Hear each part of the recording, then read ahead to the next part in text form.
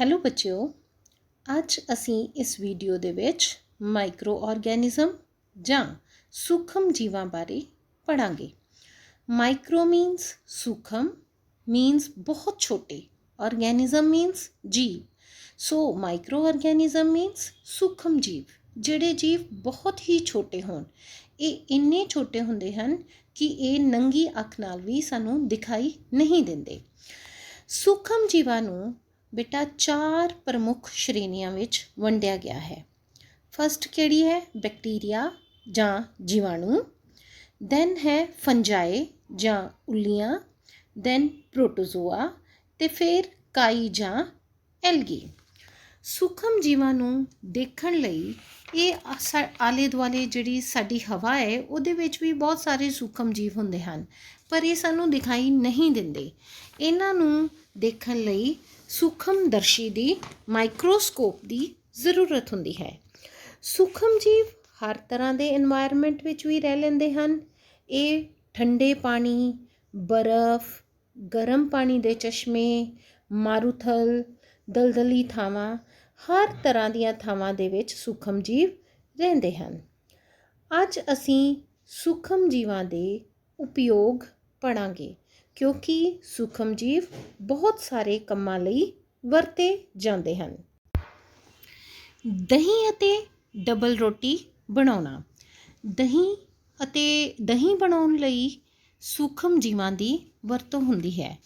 ਕਿਹੜਾ ਸੂਖਮ ਜੀਵ ਦੁੱਧ ਨੂੰ ਦਹੀਂ ਵਿੱਚ ਕਨਵਰਟ ਕਰਦਾ ਹੈ? ਲੈਕਟੋਬੈਸੀਲਸ।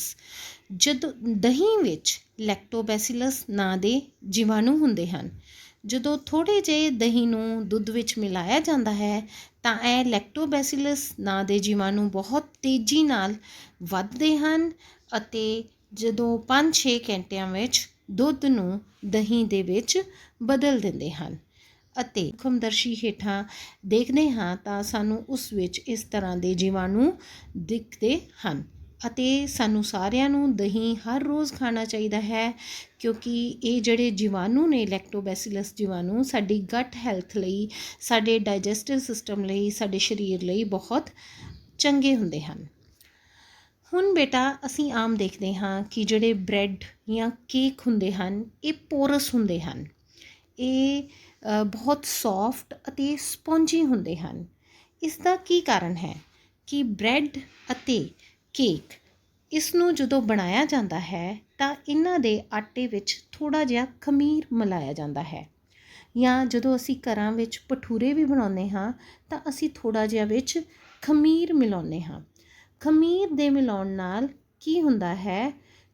ਕਾਰਬਨ ਡਾਈਆਕਸਾਈਡ ਗੈਸ ਪੈਦਾ ਹੁੰਦੀ ਹੈ, ਕਿਉਂਕਿ ਖਮੀਰ ਜਾਂ ਯੀਸਟ ਇਹ ਜਣਨ ਕਿਰਿਆ ਕਰਦੀ ਹੈ ਅਤੇ ਕਾਰਬਨ ਡਾਈਆਕਸਾਈਡ ਗੈਸ ਸਾਹ ਕਿਰਿਆ ਦੁਆਰਾ ਪੈਦਾ ਕਰਦੀ ਹੈ, ਜਿਸ ਨਾਲ ਕਾਰਬਨ ਡਾਈਆਕਸਾਈਡ ਗੈਸ ਦੇ ਬੁਲਬੁਲੇ ਆਟੇ ਵਿੱਚ ਫੈਲ ਜਾਂਦੇ ਹਨ ਅਤੇ ਆਟਾ ਫੁੱਲ ਜਾਂਦਾ ਹੈ, ਜਿਸ ਦੇ ਕਰਕੇ ਬ੍ਰੈਡ, ਕੇਕ ਜਾਂ ਜਿਹੜੇ ਅਸੀਂ ਭਟੂਰੇ ਬਣਾਉਂਦੇ ਹਾਂ ਉਹ ਬੜੇ ਸੌਫਟ, ਸਪੌਂਜੀ ਅਤੇ ਪੋਰਸ ਸਾਨੂੰ ਨਜ਼ਰ ਆਉਂਦੇ ਹਨ। ਅਗਲਾ ਉਪਯੋਗ ਜੀਵਾਣੂਆਂ ਦਾ ਕੀ ਹੈ? ਜੀਵਾਣੂਆਂ ਦੇ ਵਪਾਰਕ। ਵੱਡੇ ਪੱਧਰ 'ਤੇ ਐਲਕੋਹਲ, ਸ਼ਰਾਬ, ਐਸਟਿਕ ਐਸਿਡ ਬਣਾਉਣ ਲਈ ਜੀਵਾਣੂਆਂ ਦੀ ਵਰਤੋਂ ਕੀਤੀ ਜਾਂਦੀ ਹੈ। ਇਸ ਕੰਮ ਲਈ ਬਾਜਰੇ, ਕਣਕ, ਚਾਵਲ ਜਾਂ ਫਲਾਂ ਦਾ ਜੂਸ, ਇਹ ਜਿਹੜੇ ਸਾਰੇ ਕਾਰਬੋਹਾਈਡਰੇਟਸ ਨੇ, ਇਹਨਾਂ ਵਿਚਲੀ ਸ਼ੂਗਰ ਜਾਂ ਇਹਨਾਂ ਵਿਚਲੀ ਜਿਹੜੀ ਖੰਡ ਆ, ਇਸ ਨੂੰ ਖਮੀਰ ਦੇ ਨਾਲ ਕਿਰਿਆ ਕਰਵਾਈ ਜਾਂਦੀ ਹੈ ਅਤੇ ਖਮੀਰ ਕਾਰਬੋਹਾਈਡਰੇਟਸ ਵਿਚਲੀ ਖੰਡ ਨੂੰ ਐਲਕੋਹਲ ਵਿੱਚ ਬਦਲ ਦਿੰਦੀ ਹੈ ਅਤੇ ਇਸ ਕਿਰਿਆ ਨੂੰ ਖਮੀਰਨ ਕਿਰਿਆ ਕਹਿੰਦੇ ਹਨ। ਇਸ ਤਰ੍ਹਾਂ ਉਦਯੋਗਾਂ ਵਿੱਚ ਵੱਡੇ ਪੱਧਰ 'ਤੇ ਐਲਕੋਹਲ ਖਮੀਰਨ ਕਿਰਿਆ ਨਾਲ ਬਣਾਈ ਜਾਂਦੀ ਹੈ। ਖਮੀਰਨ ਕਿਰਿਆ ਵਿੱਚ ਕਾਰਬੋਹਾਈਡਰੇਟਸ ਵਿਚਲੀ ਖੰਡ ਨੂੰ ਅਸੀਂ ਐਲਕੋਹਲ ਵਿੱਚ ਬਦਲਦੇ ਹਾਂ। ਖਮੀਰਨ ਕਿਰਿਆ ਦੀ ਖੋਜ ਲੂਇਸ ਪਾਸਚਰ ਨੇ 1857 ਈਸਵੀ ਵਿੱਚ ਕੀਤੀ। ਨੈਕਸਟ ਸੂਖਮ ਜੀਵਾਂ ਦਾ ਉਪਯੋਗ ਹੈ ਦਵਾਈਆਂ ਬਣਾਉਣ ਵਿੱਚ ਜੀਵਾਣੂਆਂ ਦੀ ਵਰਤੋਂ। Use of bacteria in medicines. ਬੱਚਿਓ, ਜਦੋਂ ਅਸੀਂ ਬਿਮਾਰ ਹੁੰਦੇ ਹਾਂ, ਅਸੀਂ ਡਾਕਟਰ ਕੋਲ ਜਾਂਦੇ ਹਾਂ ਤਾਂ ਉਹ ਸਾਨੂੰ ਕਈ ਵਾਰ ਐਂਟੀਬਾਇਓਟਿਕਸ ਪ੍ਰਤੀਜੈਵਿਕ ਦਵਾਈਆਂ ਸਾਨੂੰ ਦਿੰਦੇ ਹਨ। ਇਹ ਦਵਾਈਆਂ, ਇਹ ਐਂਟੀਬਾਇਓਟਿਕਸ ਕੀ ਕਰਦੇ ਹਨ? ਇਹ ਜਿਹੜੇ ਬਿਮਾਰੀ ਕਰਨ ਵਾਲੇ ਜੀਵਾਣੂ ਨੇ ਸਾਡੇ ਸਰੀਰ ਵਿੱਚ, ਉਹਨਾਂ ਨੂੰ ਜਾਂ ਤਾਂ ਮਾਰ ਦਿੰਦੇ ਹਨ ਜਾਂ ਉਹਨਾਂ ਦੀ ਵਾਧੇ ਨੂੰ ਰੋਕ ਦਿੰਦੇ ਹਨ। ਇਸ ਲਈ ਇਹਨਾਂ ਦਾ ਬਹੁਤ ਵੱਡਾ ਉਪਯੋਗ ਹੈ ਕਿ ਇਹ ਬਿਮਾਰੀ ਫੈਲਾਉਣ ਵਾਲੇ ਜੀਵਾਣੂਆਂ ਨੂੰ ਸਰੀਰ ਵਿੱਚ ਮਾਰ ਦਿੰਦੇ ਹਨ। ਇਹਨਾਂ ਦਵਾਈਆਂ ਨੂੰ ਪ੍ਰਤੀਜੈਵਿਕ ਦਵਾਈਆਂ ਜਾਂ ਐਂਟੀਬਾਇਓਟਿਕਸ ਵੀ ਕਹਿੰਦੇ ਹਨ। ਜਿਹੜੇ ਕਾਮਨਲੀ ਯੂਜ਼ਡ ਐਂਟੀਬਾਇਓਟਿਕਸ ਨੇ ਉਹ ਕਿਹੜੇ ਹਨ? ਸਟ੍ਰੈਪਟੋਮਾਈਸਿਨ, ਟੈਟਰਾਸਾਈਕਲਿਨ, ਇਰੀਥਰੋਮਾਈਸਿਨ। ਅਤੇ ਐਂਟੀਬਾਇਓਟਿਕਸ ਜਾਂ ਪ੍ਰਤੀਜੈਵਿਕ ਦਵਾਈਆਂ ਦੀ ਖੋਜ ਸਭ ਤੋਂ ਪਹਿਲਾਂ ਅਲੈਗਜ਼ੈਂਡਰ ਫਲੈਮਿੰਗ ਨੇ ਕੀਤੀ। ਜਦੋਂ ਉਹ ਆਪਣੀ ਲੈਬੋਰਟਰੀ ਵਿੱਚ ਕੰਮ ਕਰ ਰਹੇ ਸੀ ਤਾਂ ਉਹਨਾਂ ਨੇ ਦੇਖਿਆ ਕਿ ਇੱਕ ਛੋਟੇ ਰੰਗ ਦੀ ਉੱਲੀ ਜਿਹੜੇ ਜੀਵਾਣੂਆਂ ਦਾ ਵਾਧਾ ਉਹ ਸਟੱਡੀ ਕਰ ਰਹੇ ਸੀ, ਉਹਨਾਂ ਨੂੰ, ਉਸ ਦੇ ਵਾਧੇ ਨੂੰ ਰੋਕ ਰਹੀ ਸੀ, ਉਹਨਾਂ ਨੂੰ ਮਾਰ ਰਹੀ ਸੀ।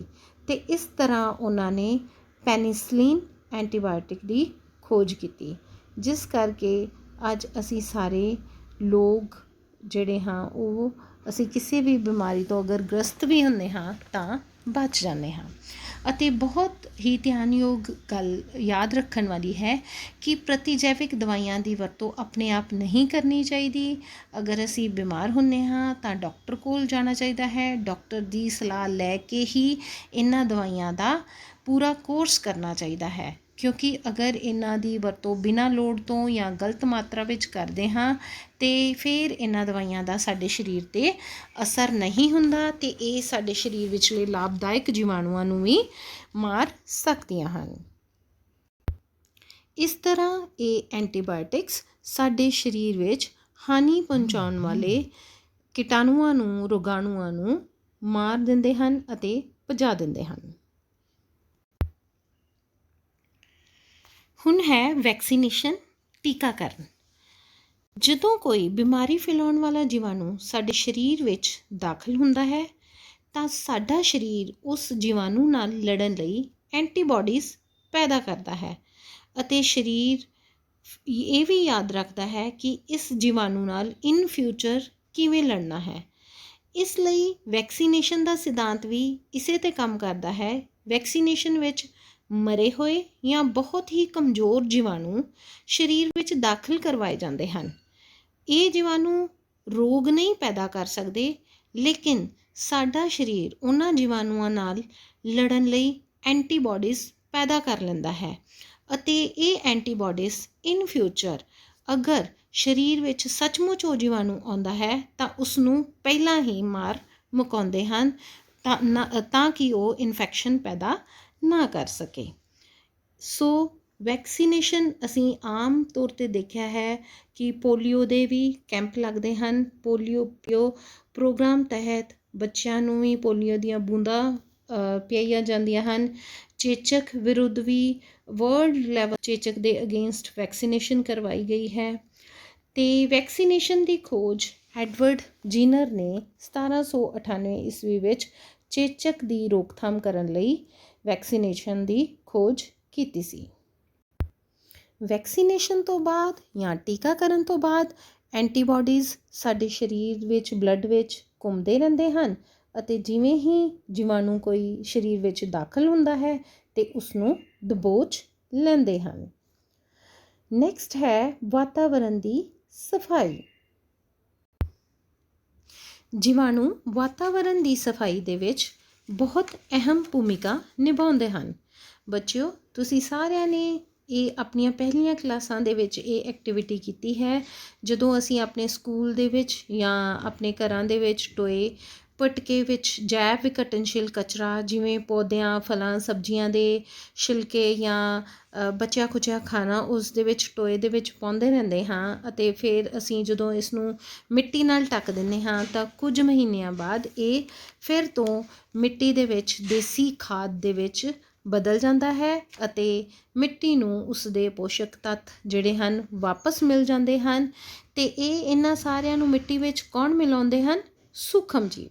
ਸੂਖਮ ਜੀਵ ਹੀ ਕਚਰੇ ਦੇ ਉੱਤੇ ਕਿਰਿਆ ਕਰਕੇ ਉਸ ਨੂੰ ਮਿੱਟੀ ਵਿੱਚ ਮਿਲਾ ਦਿੰਦੇ ਹਨ ਅਤੇ ਮਿੱਟੀ ਦੇ ਪੋਸ਼ਕ ਤੱਤ ਮਿੱਟੀ ਨੂੰ ਵਾਪਸ ਕਰ ਦਿੰਦੇ ਹਨ। ਕੁਝ ਸੂਖਮ ਜੀਵ ਭੂਮੀ ਦੀ ਉਪਜਾਊ ਸ਼ਕਤੀ ਵਧਾਉਂਦੇ ਹਨ। ਦੇ increase the fertility of the soil. For example ਬੇਟਾ ਜਿਹੜੇ ਲੈਗੂਮੀਨਸ ਪਲਾਂਟਸ ਹੁੰਦੇ ਹਨ, ਜਿਵੇਂ ਫਲੀਆਂ, ਮਟਰ, ਛੋਲੇ, ਇਹਨਾਂ ਦੀਆਂ ਜੜ੍ਹਾਂ ਦੇ ਵਿੱਚ ਰੂਟ ਨੋਡਿਊਲਸ ਜਿਹੜੇ ਨੇ ਇਹ ਨਾਈਟ੍ਰੋਜਨ ਫਿਕਸਿੰਗ ਬੈਕਟੀਰੀਆ ਬਣਾਉਂਦੇ ਹਨ ਅਤੇ ਉਹਨਾਂ ਰੂਟ ਨੋਡਿਊਲਸ ਦੇ ਵਿੱਚ ਨਾਈਟ੍ਰੋਜਨ ਫਿਕਸਿੰਗ ਬੈਕਟੀਰੀਆ ਰਹਿੰਦੇ ਹਨ। ਇਹ ਕੀ ਕਰਦੇ ਹਨ?